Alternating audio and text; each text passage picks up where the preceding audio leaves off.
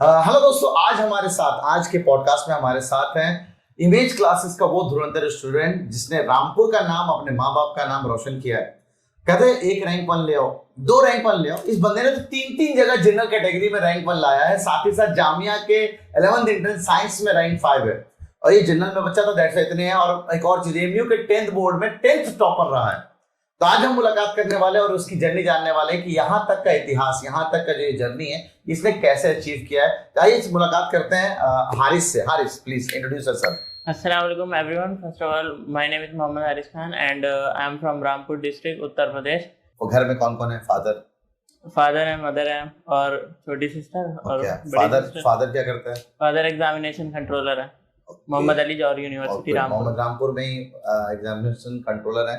तुम्हारी बहन को तो मैं तस्नीम को जान रहा हूँ, मेरे ख्याल से रिजल्ट 2023 से जान रहा हूँ। और तस्नीम ने मुझे इसको सजेस्ट किया था, सर इसको बहुत शानदार, इसको कोशिश है रैंक 1 लाने की, है ना। तो रैंक 1 का सपना तस्नीम साहब से 2 साल पहले मेरे को बता दिया था कि सर ये ना रैंक 1 के लिए मेहनत कर रहा है। और सच में वी वर श्योर कि हमारे पास रैंक 1 आने वाली है। और क्लासरूम से एक अच्छी बात है कि ये बच्चा हमारे से 1-2 बार में मिस हो गया था। एक्चुअल में तुम हमसे कब बैच ज्वाइन किया था? सर मैं कर रहा था 9th एंट्रेंस की टेस्ट सीरीज से। एग्जैक्टली 9th एंट्रेंस की टेस्ट सीरीज से अपना सीरीज बैच करो मोरो series, rank booster series, mini test series. तो कहा जाए 2.5 साल का बच्चा हमारे पास है, 2.5 साल से हमारे पास जुड़ा हुआ है। क्लास 8, 9, 10 तीनों ऑनलाइन में क्लास करता था। मुझे याद है बीच में मैंने 9th एंट्रेंस के लिए अलाउ किया था तुम्हें। 9th एंट्रेंस के लिए ऑफलाइन में अलाउ किया था जी। किसके लिए? इंटरव्यू के लिए ना। इंटरव्यू के लिए ना, नहीं उसके लिए टेस्ट देने के लिए अलाउ किया था। नहीं, मैं 1 दिन पहले ही आया था। अच्छा, 1 दिन पहले आए थे तुम। अच्छा, इंटरव्यू यहीं पे दिया। कौन सी रैंक आई थी 9th एंट्रेंस? 80 रैंक। 80 रैंक से रैंक 1 पहुंचना बहुत बड़ी बात है। तो हारिस ये बताओ मेरे दोस्त, ठीक है, यहाँ तक इमेज क्लास के बारे में कैसे पता चला? इमेज क्लासेस के बारे में सर, आपका एक यूट्यूब चैनल था नैपस्टिक, मतलब है भी, और उस पे मतलब आप वीडियोस वगैरह डाला करते थे। तो वहाँ मेरी अप्पी देखती थी। मैं तो पढ़ाई में इन्वॉल्व था नहीं पहले, ठीक है। तो फिर वो हॉस्टल गई, फिर पता चला कि इमेज क्लासेस कोचिंग भी है, क्योंकि वहाँ अर्शी अप्पी मिली थी उनको, उनकी रूममेट थी।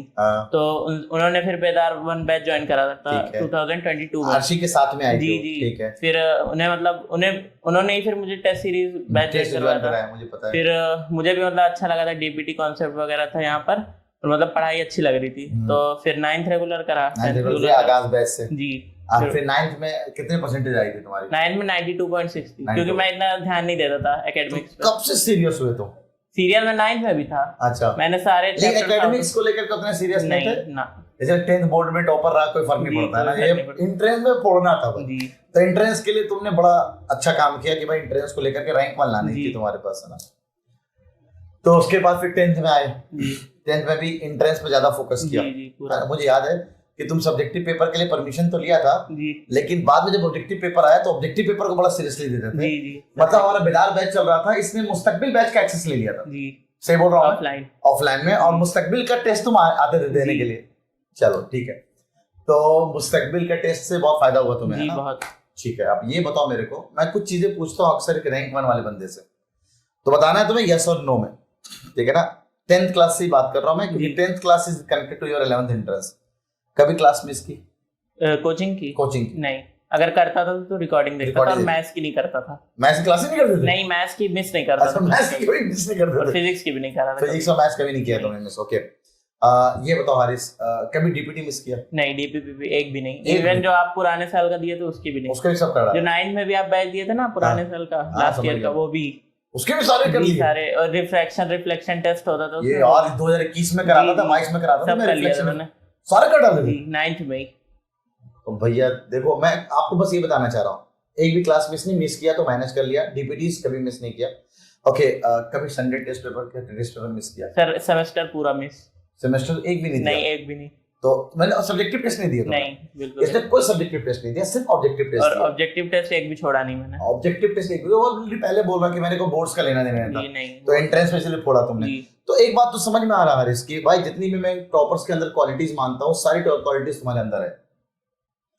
तुमने सिर्फ एंट्रेंस की तरफ से फोकस किया और रैंक 1 ले आया और बोर्ड्स पे 10th टॉपर भी बन गए। कितने परसेंटेज 10th में? 97%। 97% 10th में, ठीक है। क्या ये खराब है परसेंटेज?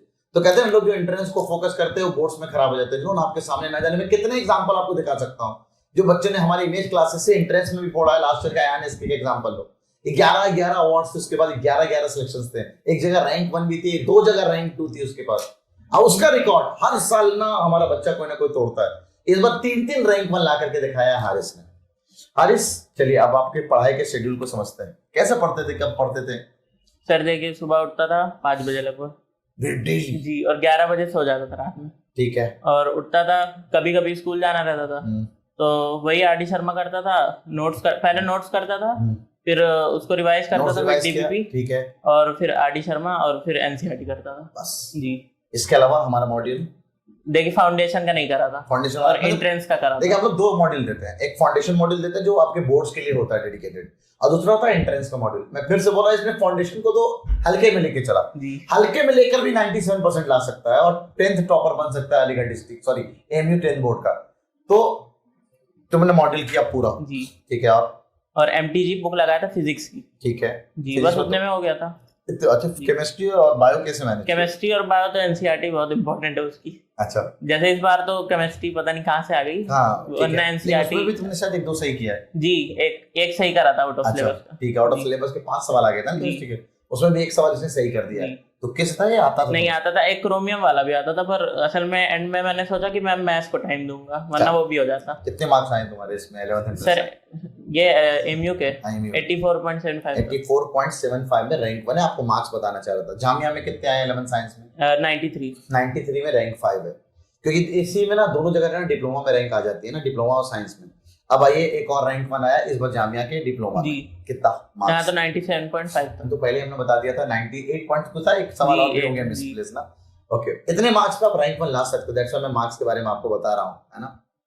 तो टाइम टेबल में एक बात तो समझ में आ रहा था। अच्छा, लीजर टाइम में, फ्री टाइम में हॉबीज वगैरह कुछ है आपकी? सर देखिए, अगर मैं बोर होता था तो मैं तो स्कूल चला जाता था जी, और वहाँ मतलब ग्राउंड है इतना बड़ा, तो वहाँ खेल लेता था। मिंटो सर्किल में रहा है, 9th वहीं से किया ना, 80 रैंक एबीके ना, एबीके, सॉरी माय मिस्टेक है ना, एबीके। वहाँ ग्राउंड बहुत अच्छा था। तो 80 रैंक में मिंटो क्यों नहीं मिली? पता नहीं, 76 तक मिला था उस साल, मुझे याद है। हाँ, वैसे मैं बताऊं, जनरली 72 रैंक तक तो ऑफिशियली 72 का अंदर तो मिली जाना, क्योंकि 90 सीट है, उसमें 20% हटा दो तो वह 18 सीट चली गई, तो 72 में मिल जाना। जरूरी नहीं है कि 80 तक में मिल ही जाए। तो तुम्हें एबीके मिला जी, मैंने सेकंड प्रेफरेंस वही डाला था ना। ठीक है, तो एबीके मिल गया, तो एबीके से पढ़ा इसने। तो 9th स्कूल चले जाते थे जी। स्कूल में रोजाना क्लास करते थे? नहीं, रोजाना नहीं, और मैं एकदम पीछे बैठता था। तो सारे टीचर तुम्हें पहचानते थे? पहचानते तो नहीं थे, क्योंकि मैं पीछे बैठता था, पर सपोर्ट थोड़ा बहुत करते थे, क्योंकि देखते थे पीछे बैठ, मतलब मैं आर.डी. शर्मा ही करता था वहाँ। ठीक है, तो कुछ मतलब ज्यादा नहीं कहते थे। टीचर कभी तंग करते थे यार? नहीं, कभी नहीं। मतलब देखिए, कभी कभी ऐसा होता था, बहुत मेहनत से पढ़ाते, मैथ्स के सर थे, वो आज तक आगे बैठे नहीं थे, मतलब चेयर पे बिना फालतू में। तो उन्हें थोड़ा उनके पीरियड में बुक खोल के बैठ जाता था, और जो कराते थे कर लेता था। ठीक, इस बार तुम्हारा एनसीईआरटी पर कवर हो जाता था? जी, एनसीईआरटी हो जाता था। अच्छा, ठीक है। अच्छा, ये बताओ मेरे को, इस जर्नी में सबसे ज्यादा सपोर्ट किससे मिला? सपोर्ट तो देखिए मेरे फादर ने करा था सबसे ज्यादा। सही मानता हूं मैं। मदर ने भी कराई था, पेरेंट्स दोनों इन्वॉल्व, टीचर्स भी, आप भी बहुत सपोर्ट करे थे। अच्छा, मेरा भी सपोर्ट है। जैसे ऑफलाइन टेस्ट की अपॉर्चुनिटी मिली थी मुझे, तो मैंने ऑनलाइन में ज्वाइन किया था। मैं लिटरली बता रहा हूं, ऑनलाइन में ज्वाइन किया था इसने, लेकिन मेरे को पता था हारिस कुछ ना कुछ करेगा, इसलिए मैंने इसको ऑफलाइन टैक्स दिया था। ठीक है, मैंने एक बात बोली थी हारिस, तुम्हें याद होगा कि तुम जब भी टेस्ट देकर आते थे, तुम्हारे 99 मार्क्स, 98 मार्क्स आते थे। अच्छा मार्क्स। तो फिर मैंने क्या बोला था, जरा बताना इन व्यूअर्स को, ताकि इनको ये पता चले रैंक 1 लाना कितना आसान है। क्या ऐसा काम करे जिससे रैंक 1 ला सके? सर बोले थे कि जहां भी मतलब मार्क्स कटा है, वो 1 या 2 नंबर जो भी है उसको देखना है, और उस पे मतलब वर्क करना है। उसी पे वर्क करना है। एक भी क्यों कट रहा है, वो 2 नंबर या 1 नंबर ही क्यों कट रहा है? और आप देखो, फाइनली जाके एक सिली मिस्टेक के चक्कर में डिप्लोमा रह गए, वरना वहां भी हो सकता है 100 के 100 मार्क्स ले आए। जी, है ना, पॉसिबिलिटी था। तो इतने अच्छे अंदाज में इसने तैयारी की है। अच्छा, पूरा क्रेडिट अपनी सक्सेस को किसको, एक बंदे को अगर किसी को देना है तो किसको देना चाहोगे? अल्लाह ताला के बाद किसको देना चाहोगे? फादर को। बिल्कुल, hats off to the father of Haris, जिन्होंने सच में इसके लिए बहुत डेडिकेशन, आप मानेंगे नहीं, मैं इनके फादर से मुलाकात किया हुआ, आए थे खुद हमारे पास मुलाकात करने। बहुत ग्रेट पर्सन है और बहुत अच्छा काम कर रहे हैं। तो congratulation to the father of Haris as well and उसके पेरेंट्स। हमारे व्यूअर्स को कुछ कहना चाहोगे इस सक्सेस के लिए, उसको क्या करना चाहिए? मतलब टीचर्स की बात मानना चाहिए, और अपनी मिस्टेक्स पे वर्क करना चाहिए, और अगर अपॉर्चुनिटी मिली है कोई भी, तो उसको मिस तो बिल्कुल नहीं करना चाहिए। मिस नहीं करना चाहिए। नहीं, बिल्कुल। आगे चल के क्या करना है?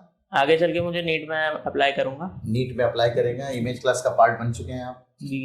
इमेज क्लास ने बहुत अच्छा ऑफर दिया है हमारे सारे टॉपर्स को भी, क्योंकि मैं चाहता हूँ कि हमारे जो टॉपर्स हैं हमारे पास ही रिटेन रहे, तो हम और शानदार अच्छा कर पाएंगे नीट और जेई में। तो आप भी चाहते हैं अगर नीट और जेई में ज्वाइन करना, तो हमारा बैच अभी शुरू होने वाला है 1 जुलाई से, आप हमारा बैच ज्वाइन कर सकते हैं। टिल देन हारिस के इस पूरे पॉडकास्ट में आपको क्या अच्छा पार्ट लगा आप कमेंट सेक्शन में जरूर बताएंगे, ताकि आप बाकी लोगों को ये समझ में और हमें भी लगे कि आप हमारे इस पॉडकास्ट से कुछ सीखते हैं। हम अपने बच्चों को बोलते हैं कि अपने टॉपर्स के पॉडकास्ट देखो, अपने टॉपर्स के इंटरव्यूज देखो, ताकि उससे कुछ सीखने का मौका मिले। टिल देन अपना ख्याल रखिए, दुआ में याद रखिए, चैनल पे अगर नए आए तो बिल्कुल इसको सब्सक्राइब करना ना भूलें ऐसे खास अपडेट्स के लिए। टिल देन अपना ख्याल रखिए, अल्लाह हाफिज़।